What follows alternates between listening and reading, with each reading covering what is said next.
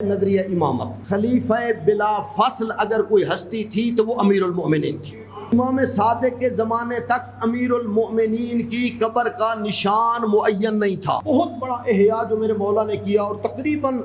اس طرح سمجھ لیں کہ یہ بات دفن ہو چکی تھی، تقریباً موضوع ختم ہو چکا تھا، وہ ہے نظریہ امامت۔ نظریہ امامت خصوصی طور پر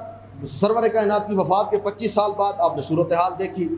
درمیان میں امیر المومنین کا 5 سال کا اور امام حسن مجتبیٰ کا 6 ماہ کا جو زمانہ آیا، اس کی بھی مشکلات آپ کے سامنے ہیں۔ اس کے بعد واقعہ کربلا ہو جاتا ہے، اس کے بعد امام زین العابدین کی زندگی، تو آپ تقریباً اس طرح سمجھ لیں 100 سال نظریہ امامت تقریباً اس طرح سمجھ لیں کہ دفن ہو چکا تھا، ختم ہو چکا۔ ابھی تک امام صادق کے زمانے تک امیر المؤمنین کی قبر کا نشان معین نہیں تھا، نشان مشخص نہیں تھا۔ یہ میرے آقا کے زمانے میں انہوں نے صفوان کو بھیجا اور سب سے پہلے حرم امیر المؤمنین کی تعمیر امام صادق نے کروائی۔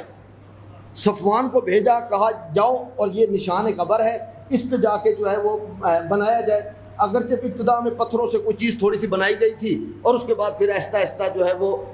اور شکل میں، تو گویا اس سے آپ اندازہ کر لیں کہ کتنا سنگین ترین دور گزرا اور آپ نے امامت کی جو ہے وہ بچاؤ کے لیے کیا۔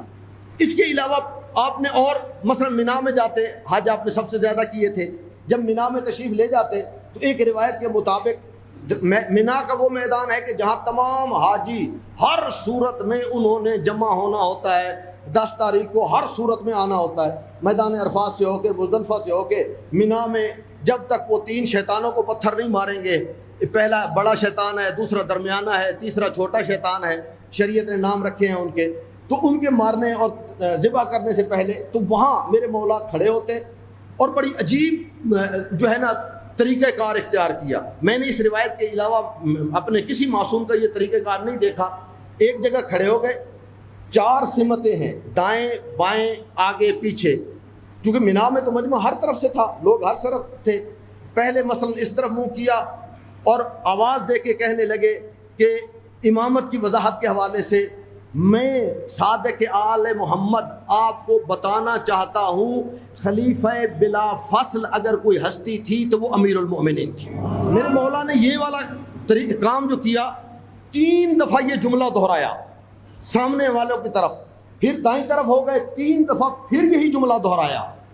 کہ اگر کوئی امام برحق اگر کوئی ہستی ہے تو وہ امیر المؤمنین ہے، خلیفہ بلا فصل۔ پھر دائیں طرف ہو کے پھر پشت کی طرف، یعنی 12 مرتبہ